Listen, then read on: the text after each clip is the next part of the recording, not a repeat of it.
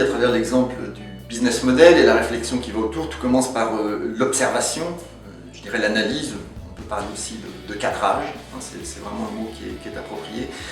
Et l'objectif va être d'alterner ces séquences entre observer, comprendre, agir, et d'alterner ces séquences finalement sur des itérations assez courtes. C'est-à-dire que je me méfie énormément de l'effet tunnel que pourrait avoir la veille, c'est-à-dire démarrer une veille, faire tourner un plan de renseignement pendant 3 mois et attendre les tout premiers résultats pour commencer à agir ou à mobiliser des ressources. Donc l'idée, c'est d'alterner très rapidement ces séquences. Les premiers résultats de l'observation vont servir à décoder ces enjeux marchés et à construire ces petits segments autour du business model dont je parlais tout à l'heure.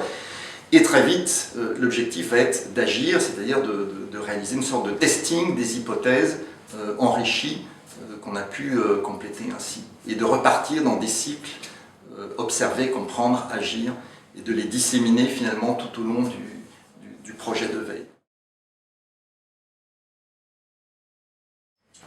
Alors, je pense que dans une démarche de market intelligence, la créativité a en réalité toute sa place, hein, puisqu'on parlait tout à l'heure de configuration et de cadrage autour du business model.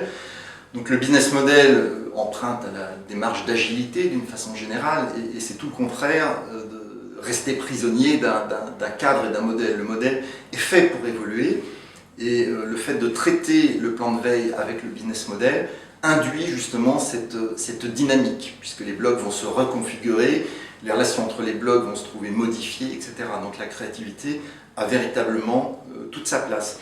Je dirais aussi créativité dans l'enchaînement des séquences dont je parlais juste avant, dans l'observer, le comprendre et l'agir. Là aussi, ne pas hésiter à être créatif, peut-être à casser un petit peu les habitudes de l'entreprise qui sont souvent très analytiques finalement et qui attendent souvent d'avoir beaucoup d'informations accumulées avant de prendre des décisions. Donc moi je vais préférer travailler sur des sortes de micro-décisions et là aussi il y a une créativité pour faire finalement accepter cet état de fait qui est lié aussi à la complexité du monde des affaires aujourd'hui. Je pourrais rajouter aussi créativité dans le fait d'hybrider et de mixer l'information numérique et l'information humaine. Ça c'est extrêmement important.